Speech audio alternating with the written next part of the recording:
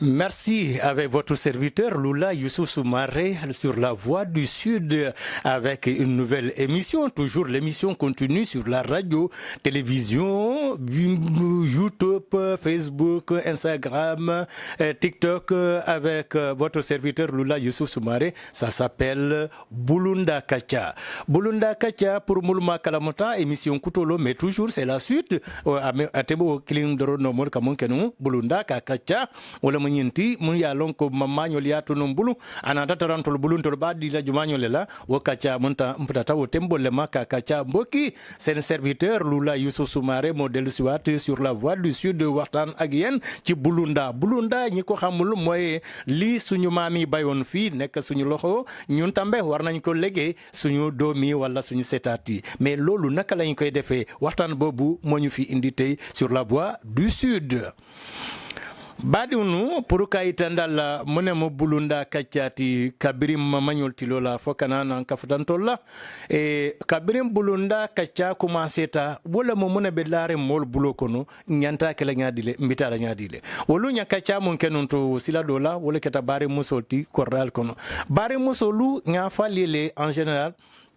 nim bare musumun tata futul janna bitala futula fa problème balon kata tel katala barin kewol ni la musul nim barin kewol ni iba manuel tema ite sonna ku kala so kono ite fitar kala ite ku kala nim bindano bije wala be tel fond la fen kula wala be ba manuel la tiko kula wala be fa manuel la nafo kula itol te fen kala so kono je trasir wo nyama je ni bo barkanta yala so kono je to ibe société tinyala parce yalo ne ko ila yindi ma afana bitala futula mais abita futula daminto ta wolle batan laje parce que ma dal ndi munna ani wotita no laje o yati nanata ta futata kordal kono jama ate kudo kunaje nate ke ma manna firing ko abarin kewol be nyaminto abarin kewol la soto kan akafin wala musulma wala ke dunyi nafiki alla iba mañol ni ibare musu ibarin kewol la musul ni iba mañol fon tema wodula algeju be bake wodoro ne be siarin korda jama kono andum nañol fana kawo muta bake ya favoriser wala mo nyinti batnya batuko ndimmuso le nyanta fen sotla ndin kewoti wo mumma siba baleti ni tata jube en to la kundal kono bal kala finyine la idi muso woke mae firing idi muso ye fen soto wole diate to li itol dinke wole fen soto pour wala muso kana fen soto no itol bulu ebe mun sambano le la mola adum ye bare muso je bale ya wulu fale ya wulu adum mole ya futu wala yatina jama nimbe kachal kono alkal hakilo tu nyin lato adum bi wala be siari nakordal kono mona yatina mol ko ke ite la feta idimma ke fanfanti bari medimma fanfandada ni medimma fanfandada ibe problème dorone dila idimma la wala atina musu jama ni tata futola e katara batarin kordal kono je passé dalta nafiki andi munna e barin ke wala musul ni iba mañol tema ila feta ni tata korda dol fana kono futola ya ke o nyama je ngandum wala ka korda jamatinya wala na jama ni problème so tajeto e kana bal moy bafala nte den ndimao atata futola bari ay ñim problème carré soto je katun ye ñabo ne ko kan ye ñabo ne kino be kan ya lo ndimma dorone kan e bay diam la je to wallahi ne ya mera fo wada madrono ajiko le mam barka kata ninji kasobe le mannaje ne ato yada danun ko ñin sama afana bitala kordale lola yada dawo ñama na fata korda ko no mol ba jilale mol ba kanu la mol ba buñala pasabe mol buñala le bari mamun dalende buñaro la hani te famate la tika kula ata fama tika kula ate kuma fala su ko na sila ni wato mundi ata e bande ay teku na e ku ay na la tululuma atele kalon barin ke wala musolla kino adiata mandia na be domoro la baba mama nyako no jubela surwal safa e munako ke bisaful itolle ko sifal be fotu etolle kanyim benati nantu parce que etollu yalo ne mantrata la futola wolon wati ko katu ni tate mela nan jete be selana adu ni na ta sena e o dinkile o mon soto so kono jete kata o be ikalla file o diun weye sele diunu be kan korda kono jeto o titano la de wala na jama mol katara batarin kordal kono ni ye musumun nati ne ti amera yenyi nyaare on nati na aji nyata baradaji ko mam betia tubabol ka fo wala être propre dedans dehors et le rester c'est ça aussi la grandeur. Mais non seulement ça, c'est ça la fidélité. Parce qu'on ne peut pas vouloir quelque chose de son contraire. Ando wala be kerin kordal kono de ikaje wala jama actuellement isi sunkudol je eta yekele babonde nan sate kono ya natine la so kono parce be jikire ne ba ma bijele ni ba ma man makato bay wala nyantindin kewlo mul bijanto wala la musol mul bijante nyanta makato bay le tele ali ngin dular jube bake bare musol be mol batando monna kordal kono ayati na korda jama bijeto ni ko yefan ta futu la jeto mo jama ka borgele kati ka fule nke ma ba ma bije wala na sai ka musol mo ba fula ko nte de manta futu la kari kankaria pasa ba ma bijele comme ika fa nyamin to say yannim bita futola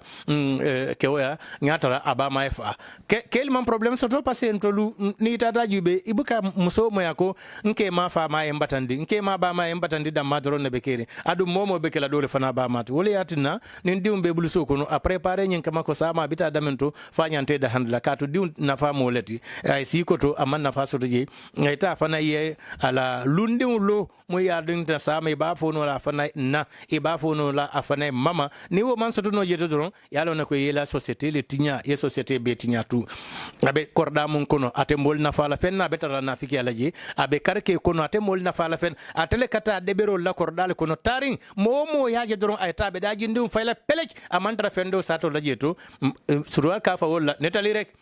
fani afoda madro ka tarawo drone laje andum wole yatin nan to liganta jube la bakele mamanyo le munay wala tin nan nim sobi tala futola e kamandin kolu ko moy ikani den kil jamalla ika fole bike mun kulun kalonti da bala yiro bike ma nafa musolo fatinya ba parisa me ba fola musolo fanale ko bi dundung sama dandang na be sirin jang ako jang dundung sama data jelma fona ko dandang wole be bulu ila futu bundato ka tite sonna ka ku kendo kije ni bota yeta idala bala kordato bawo ya lonnen ke ma bama anin yin korda mol mandia wallan ke ma fama anin yin korda mol mandia wallan ke ma anin yin korda mol ba itol ka jele ke ter kunnat ikata si jele to kacha ite fendo kunna foka fen satage ni wole kinin dimbo ndinante alin so da borindi naje to nyodo moje pour ye fen soto be mun sata lo korda ko naje ila nafiki al moda madronat wole yatinna molbe bataren kordal kon alingan diwlu dada birin so kono ya itandala ko etat la jante bitalale inyanda kala dole ba matide ya lon han nyin silo ni aje beta malakan passé ay dole fata je to wole yatinna beta malakan minatinna dole bar mata je to passé ya dada ya goudron ye bero kaka ye kenyo kaka ye goudron kaka nyimbe pour mo seta maje woto mo fana ibada dala ngene kan ya teketeki ya topoto wala tinna ni tata jibe mandin ko mo sino e kayele hadamade bara adamade ala ka to le ba mondila de alba kala molati hani yiri diu na mam moy ka fale fenkitu abuka dia tambakum baji be dia ta nyaawo nye da kono wallahi walla manko din wadia ta nyaawo nye da kono amori una diata me manko din kitu na me nyum falon ifon yala be kumulal e ka fole jimbe kumurine badaw yimbe kumurin tab ka folya bare mun tumiyata ka fola tumiyata cut tumiya nin cuttole kata kumo nin tawle kata badaw wonni wole kata atolta fenti nyaari wono wota kasunkanne mun tolta o kasunkanne tolo nin sunkono kata wala yatinna mandim koli ele kaunta ya dada ya jube mbenyin kaun ba sambano la nyaadile mbatu la jumanyo le bulu ninga tuy bulu ba sambano la nyaadile e bakel nga woton tol be diwnu mulu wulula ndol fana les responsabilités soto diwnu lale wala na nganta lo nale la momo nganta responsabilité soto lale nganta lo nale que tu es responsable et être responsable c'est d'être aussi à la hauteur wala be mol batandola wole be molu batando le korda tata je niatara molu mantara kambe ndinje musole ya du nyoto e ka fo mol ka musol tonye mais ala ju be ton dinke o ni mum man fen sota la tuje abita la abe sunkutu ko soto lonna abe fere kala abita jakarta nikinna na man yakarta ngi ki abita meccio le nikinna danka la sikare sonde ni yamba sondi sodoje ayta la hajo le jana sunkuti ne bulena kati jibe ibuka bulam ke kende noma ke furunda mai kambano dar mai ka futa bula wolle noma ini wol ka nyandal ko baye to la kurto te futa le teto wol fana la kurto te futa le teto male ka fo check down nomba fo yurura nomba ma ke nyalo italo na kurto sifaju malle be kere musite fani sit labi ni tata ye musul nin kel tarabendi ni man sunjolu jube italo na fam fo musile bijam fo kele bija abe partalo dum abe samata juluma dum abital say barako betar la montole adunu nanyol ka kanya fa nolla e fa nolle bondinu musota mo fa no te fa no siti ye musudenni ko dum yeti ko siti mole wololo yeto tata ketlol bare say e ko eto mo rasalle kordal be ke say rasa kundat mo date mo la kuton ko mo te hangela kuma fala moy aji beni tara kordal ko ne ka bakilin fa kilin taraji ini la musol wo musol da mawn mandia sa ya san e ke manyo lawol fonte diala e di manyo le masibo boltem parce que kata ngine kama momo yaji be doron binin momo ibe di ma conseil e ka conseil histoire ko tolla ya monte ka histoire ko tolo balondi ko take parce que ka ele ko nte ngi mandia de e ka karta ngi na sinkiroto ne ye kino do mo ngi na bun kono je ni na ta jambe du adu wolle fa manyo le bara bakilin fa kilin adu le masibo créer wol tema wol te nyodan kunna ite nyola kini do mala sama wolbe no la mon kule kunna ça c'est pas vrai o te ke no la to nyati wala tinna badi unu al ka fere ke bake luttons sur ça. Je vous dis encore une fois, Bulunda Kacha, ce legs des ancêtres que nous avons en main aujourd'hui, qu'on devait léguer à nos fils, voire même nos petits-fils. Cela doit être propre parce qu'on l'avait hérité en beauté et en bonté. Alors là, je dis encore une fois, les sœurs que nous avons dans les maisons, à la vérité, il faut les préparer qu'ils doivent aller fonder un autre foyer. Mais aller fonder un foyer, c'est d'être d'abord la maman d'autrui. Pour être la maman d'autrui, parce que tu t'attends à être la grand-mère d'autrui. Mais à la vérité, ce sont ces sœurs-là qui nous gâtent maintenant dans les sociétés, c'est-à-dire dans les maisons. Toi, tu n'as rien appris avec ta maman et tu deviens complice de ta maman depuis à la maison. C'est des sœurs qui ne lavent pas le moussoir de tête de leur maman, encore moins le chapeau de leur papa. Comment celle-là peut laver aussi chez son mari le mouchoir, le foulard de tête de sa maman? Ou encore, autrement dit, le chapeau de son père? Il ne le fera pas. Il ne l'a pas hérité parce qu'il ne le savait pas. Et il devient complice de sa maman parce que c'est elle qui sait ce qu'il y a dans la maison. Et elle va dire à sa maman, tu as vu, elle a fait la cuisine, est-ce que Horombi Safna, est-ce que,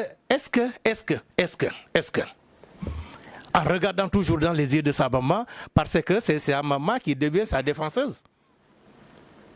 Mais dans quelle communauté sommes-nous? Dans quelle communauté sommes-nous?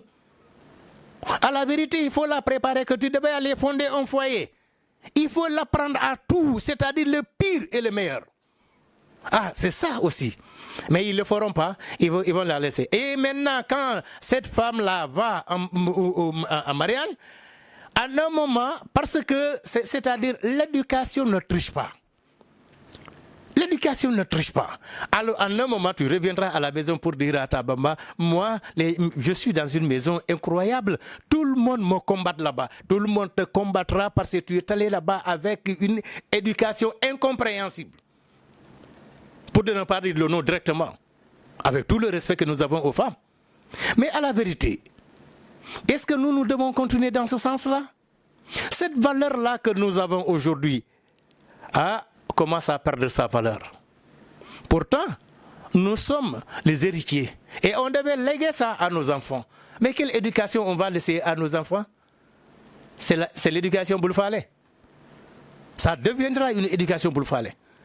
Mais il faut les apprendre à dire. Quand tu vas maintenant dans des maisons, tu trouves une femme qui est venue en mariage. Tu le trouves en pantalon ou en pantacourt, chaussures fermées. Tu ne vas même pas savoir si elle est femme ou pas. Pourtant, en regardant une belle femme, c'est d'avoir la tenue des femmes, la tenue traditionnelle. C'est ce que nous avons. C'est ce legs-là qu'on devait léguer à nos enfants. Mais maintenant, c'est tout à fait le contraire. Il faut regarder les seins pour savoir que celle-là est homme, celle-là est femme ou celui-là est homme. Mais cette différence-là qu'on est en train de perdre aujourd'hui, tu les trouves dans un même milieu. Mais la femme est toujours dans le coin. Quand tu sors, ça fait plaisir aux hommes. Et maintenant, quand tu regardes les femmes, il n'y a plus de plaisir. Il n'y a plus de plaisir parce que qu'est-ce qu'elle a? Elle a un pantalon, j'ai un pantalon. Elle a porté des t-shirts ou une chemise, j'ai porté ça. C'est la même chose. Il y a d'autres qui portent même le chapeau. Tu ne vas même pas savoir qui elle est femme ou elle n'est pas. À la vérité, les femmes qui portaient cela à l'époque, ce sont des guerrières. Ah oui, c'est des reines. Mais elles vont se battre comme les hommes. C'est ce qui a donné le nom de Sona Kinti, qui a défié les hommes à la grande circoncision des Mandingues. Ah oui, Mais là, quand on lui a demandé, tout le monde enlèvera le pantalon. Mais quand Sona a sorti son pantalon, il a sorti ce qu'il a. Beaucoup d'hommes ne l'ont pas. C'est ça aussi la valeur. C'est ce que nous connaissons. Cette valeur ancestrale des ancêtres, aujourd'hui, est en train de mettre dans la boue. Pour quelle raison? Dans quel pays sommes-nous? C'est comme si nous ne savons pas d'où nous venons. Pourtant, on sait qu'on vient du Mandé, on vient du Gabou, on vient de la Casamance, des profondeurs. Quand le père de famille parle, personne n'a droit d'ajouter quoi que ce soit. Tu te tues, tu feras l'application directe. Mais maintenant, c'est le contraire. Hein? Yo, ça papa de Fabarewa. Yo, ça y a de Fabarewa. Mais quand un jour on te renvoie de la maison là-bas, tu viens, où est-ce que tu vas? Tu viens là-bas et quand tu trouves ta maman là-bas, ça devient pire parce que tu viens avec un enfant ou deux enfants, mais ça devient du désordre. Parce que tu diras à ta maman, moi mes enfants ne sont pas aimés par leur oncle. Est-ce que toi-même tu es aimé par tes frères? Est-ce que tu les as donné quelque chose d'argument qui leur permettra de... Non mais c'est du bordel. C'est du bordel. De grâce, ayons cette éducation que les ancêtres nous ont léguée. Quand le supérieur parle, le subalterne n'a rien à dire. C'est ce terme-là qui est allé jusqu'à dans l'armée. C'est pourquoi les bonnes tenues, quand le plus gradé parle, même si c'est un caporal qui parle, toi tu es plus âgé que ce caporal-là, tu vas l'appliquer. Mais nous, on ne fait plus ça. Ça, c'est fini. C'est la génération Boulfalé. Le mariage devient même banalisé, ça devient un mariage boulfalé. Alors, Mboki, pour vous dire, nous, émission Bulunda.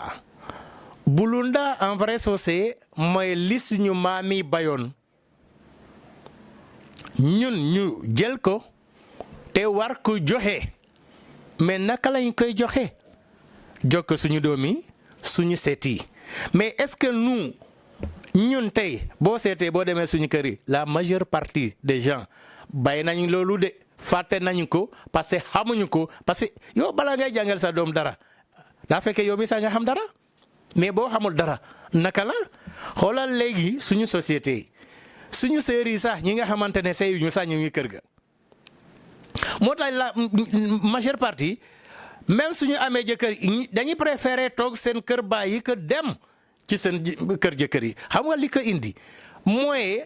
éducation bi ñi raté ñom ñoo dé wax sen yaay parce que ñoo dé nek diganté sen yaay ak sen goro c'est-à-dire sen jabaru frère yi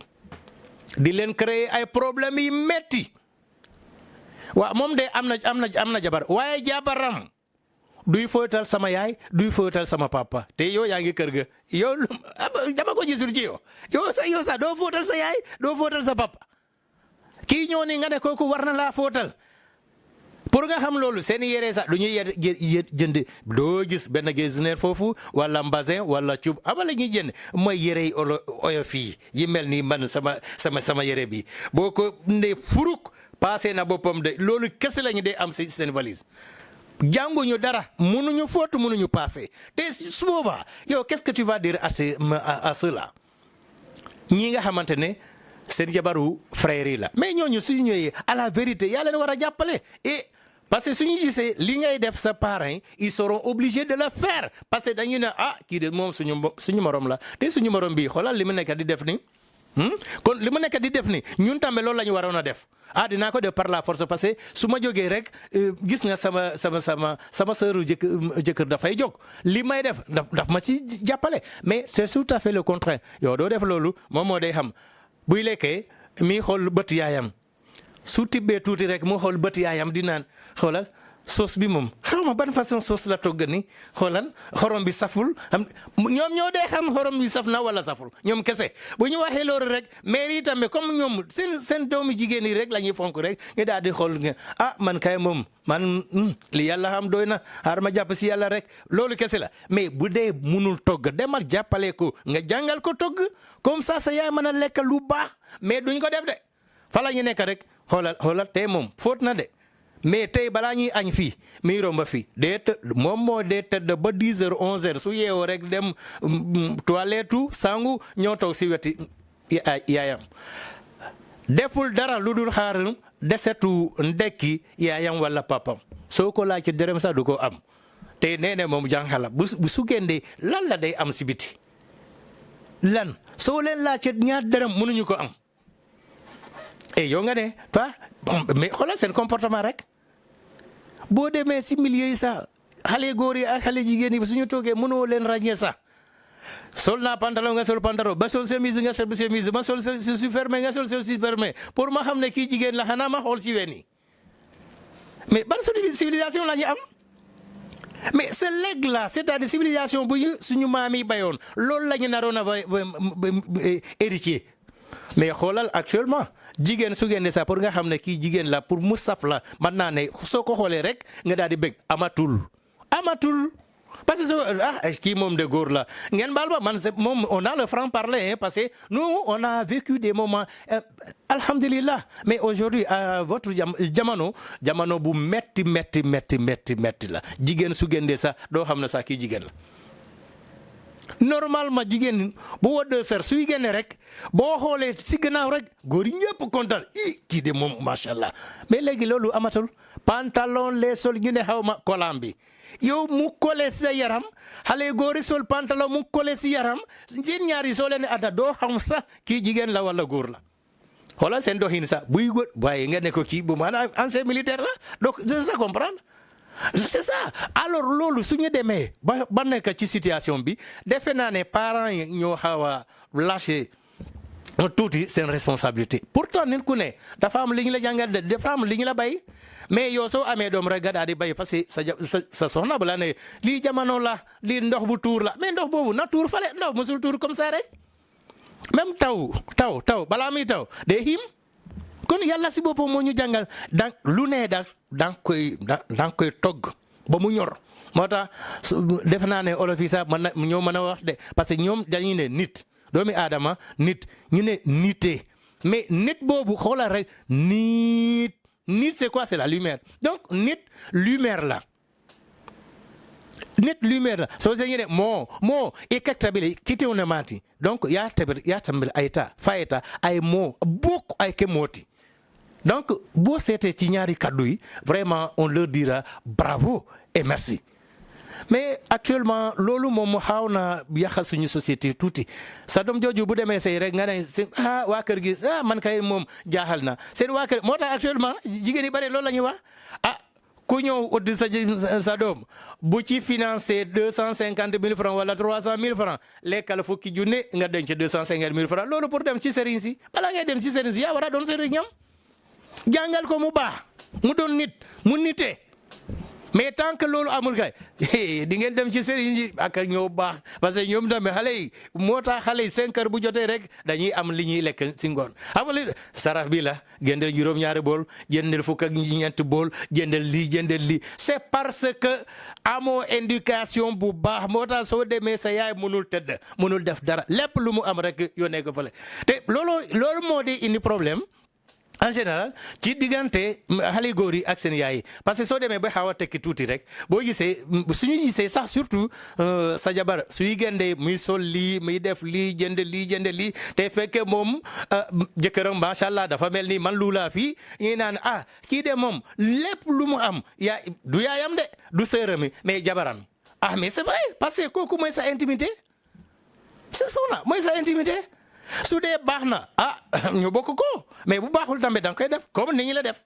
c'est la même chose mais tant que bi ñu baax rek dinaa ko téye parce que loolu la ñu soxla soo leen déggee ñu ne man bëgg naa ñu ne ñaanal ma góor ju baax kuy góor ana góor bu baax waaye soxna bu baax la ñuy uti soxna bu baax anamu ku am éducation bu baax loolu la ñuy uti te soxna yi tamit li ñuy uti si góor gi mooy ku am alal kii de moom am na oto. kii de moom am na étage kii de moom am na lii waaye kuy dem xaw ma jàmba doo ñibbisi tëdd ba 10 heures laa ci yaayam dekki mook bëgguñu ko waaye man nañ foo ak ñooñu bëgg nañ foo ak ñooñu demal xaaral ba timis passé rek nga dugg fii billahi li ngay gis da ngay naan c'est pas vrai man kero may dem ci beneen rajo à la place fii ay 20 heures yooyu ma fekk xale góor di dóor jànq bi ma ne ko kii de bu dee papa moo ko dóor wala frère am àddina dégg leen mais den way sama ndey may ma jàmm way sama ndey baal ma loolu kese allahu akbar pourtant bu dee sa frère la nga yóbbu ko police koñ bi yëpp dégg leen wala sa baay la mu jàppante ak sa yaay xanaa lii man sama doom yi ngay def loolu waaye doomi Fanjaay moom doo ko def lii petite patata dugg fii gën fii man buggoo ma moo tax sama doom yi sax buggoo leen waaye xale góor yi ñu ngi foofu de ñoom ñu ngi foofu de bu ñu def rasani daal di defu benn jaaru fii ñu ngi foofu di leen xaar soo gën ñu duma la ba samba de ci dem ba après ñu bay la nga ñibbisi quoi xaar ba ñu ñibbisi dara duñu ko wax dafa mel ni ñooy seen yàlla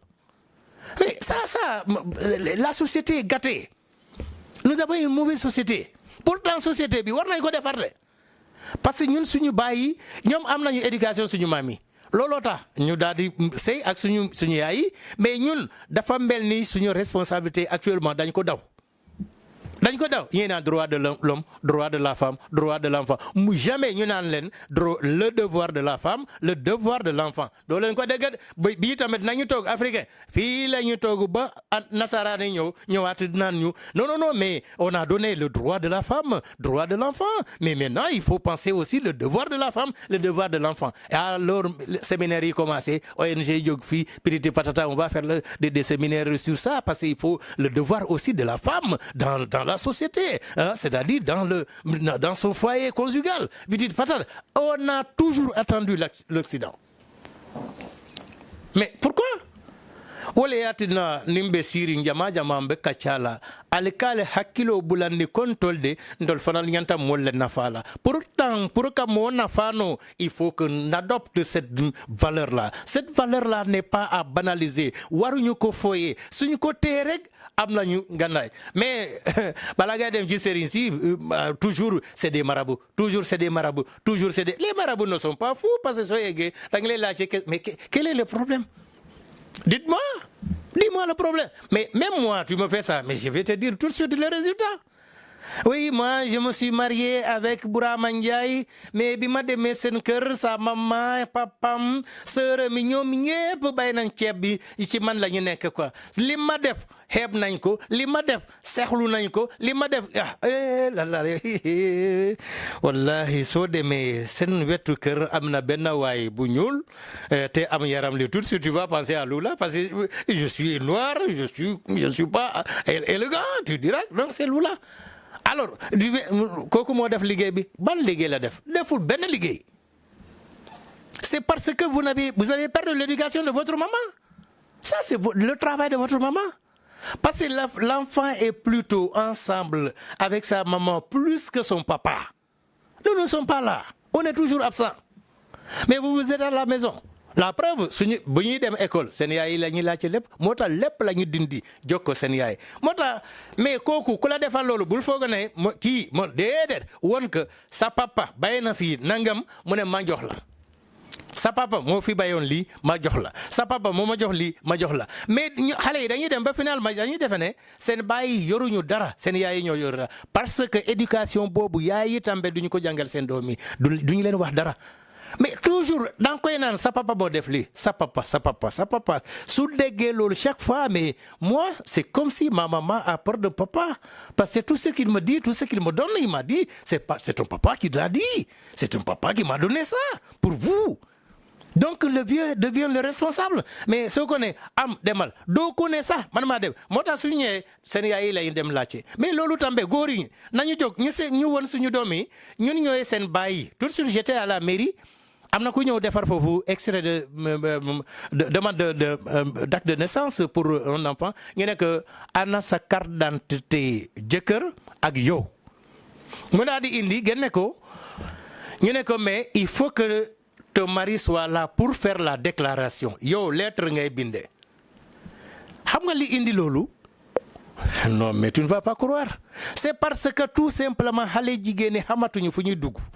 moo tax ku ëmb ba am doom suñu ko laajee mu ne Demba Burama Mfansu Bakar Alaaji Maalang ñii yëpp soo leen tuddee ku ne dégager responsabilité am du man de war man dama koy gis mi romo fii quoi ka jëla kata Burama ya il passe ici pour aller voir les autres là voilà ce qu'il disait alors maintenant l'enfant n'a pas de papa. La maman est éternelle mais le papa au sens là de pour nga am baay chance bu rëy moo tax ñu ne ko non va dire maintenant dis à ton mari mu ne ko il travaille à Dakar ñu ne ko mais au moins dans l'année ce certificat d'accouchement a une validité jusqu'à 1 an. Donc, quelles que soient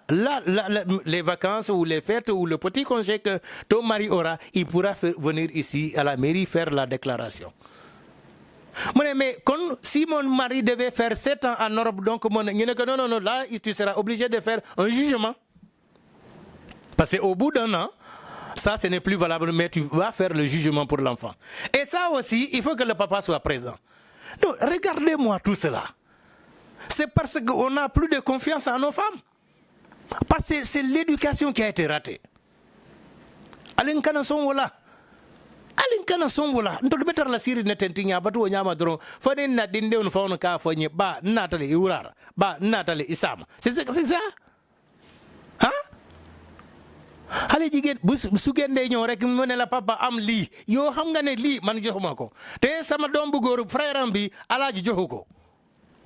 mais soo ko dee rek nga ne ko alhamdulilah rabbil alamin man kay xamoon naa la yow yaa may defal nii man moo tax dañuy naan su ma génnee sax dañuy naan xoolal xam nga góor ñi tambe il faut ñu wax seen mbir yi billaay góor boo gis saa buy génne su amee ñaari soxna wala ñett saa buy génne mu daal di téye benn xale boobu te nga gis ko ak moom suba nga gis ko ak moom soo ko laajtee nga ne la kii wallahi sama papa laa ko tuddee kii wallahi sama yaay laa ko tuddee kii ni mu bëri affaire c'est pas vrai yaayam la gën a nobb ka ñële yaayam la gën a nobb ka kële yeddi muske wo keje din dew mbabulo kono wata bi yo din new jabul sama ya din new ja we ko ka diata ni ya nyinen ka ba ka dra ngen to lam fa malla ngen to lam ba to nyanteng ayola ba ma kan wo musu dolti keye muso mun kanu bake a wadi mun ne mu ka banko ma nyala wadi un ne mantra kulubalol kono obe kulurindro c'est ça la vérité. Hein? Quand tu vas dans des maisons, tu trouves le père de famille avec 2 ou 3 femmes. Mais chaque fois, il y a un enfant qui le fatigue à la maison là-bas. Mais du hasard, il va rien dire. C'est parce que cet enfant-là, tu le demandes, mais cet enfant-là, il est toujours à côté de toi et puis il te fatigue. Il devient un enfant turbulent. Mais c'est-à-dire ça, c'est pour moi. Je sais que tu ne vas pas lui dire c'est turbulent, mais il te fatigue beaucoup. C'est le mot. Alors, qu'est-ce qui te répond? Voilà, c'est l'homonymie de mon papa, c'est l'homonymie de ma maman. C'est pas vrai. Il aime sa maman plus que les autres. C'est ça la vérité. C'est ça la vérité. C'est pourquoi ces hommes pareils-là, ils sont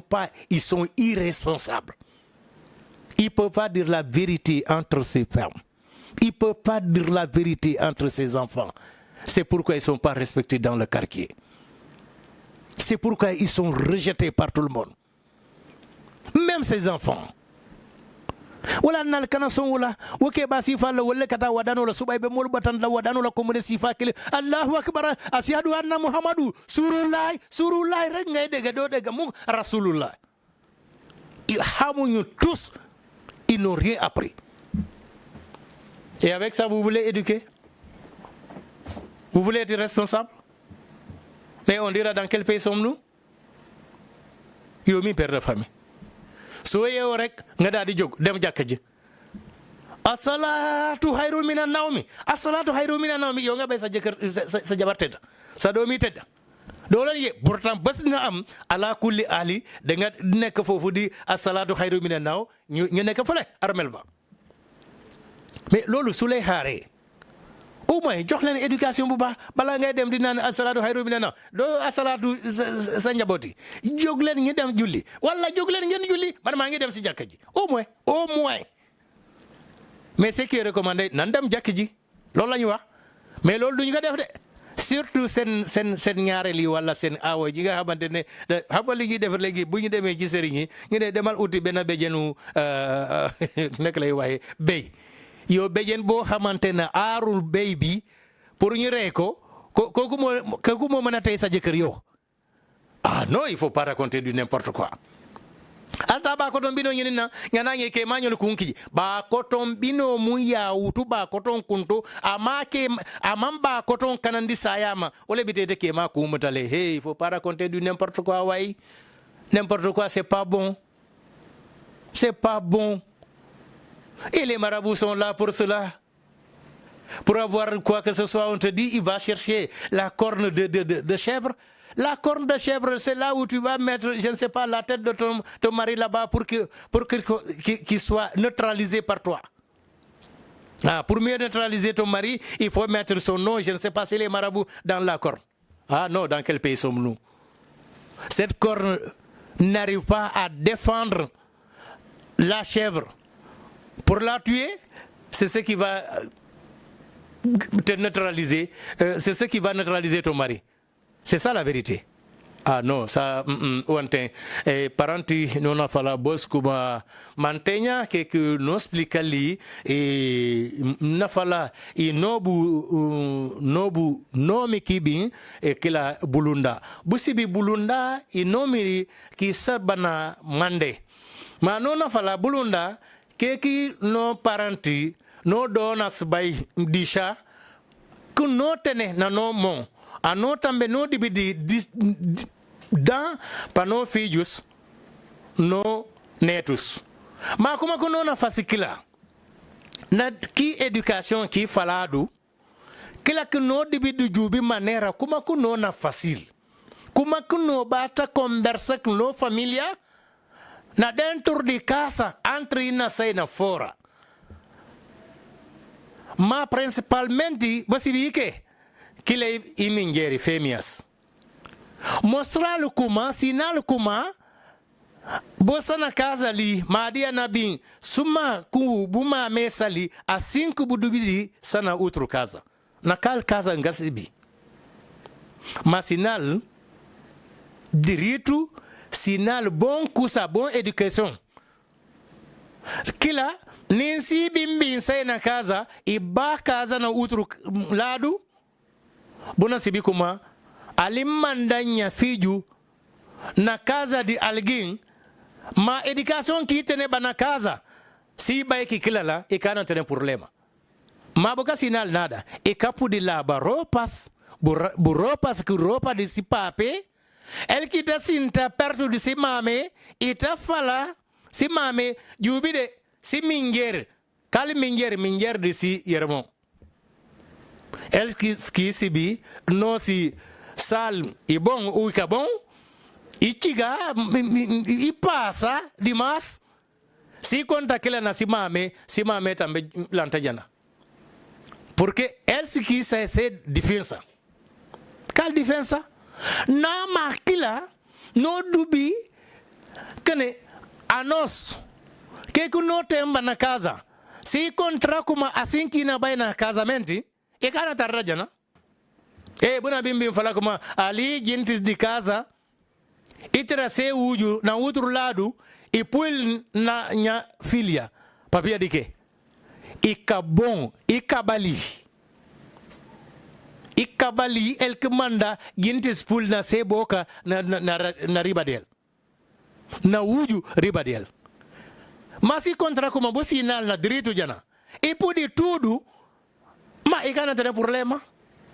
Mais il n'y a pas de problème parce que beaucoup sinal bon cosa. El que manda si sayana e vai na casa de si homem e capo de si intajana que na ba contajana pa ba conta mentira son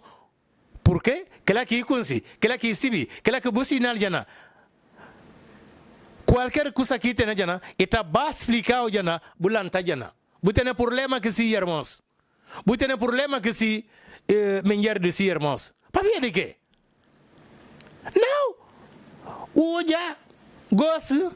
se boja menjeres que rapazes bu capo de sibi quem que homem quem que fêmea el que manda eta fala el si e sibi e tene cosa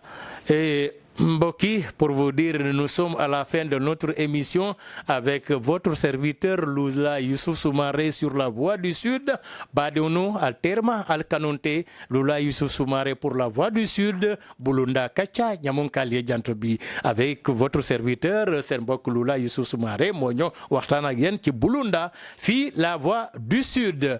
Parenti nona falabos, muito obrigado, que bo amigo Lula Youssouf Soumaré. Na voz de Sud, allez, non, muito obrigado. Au revoir.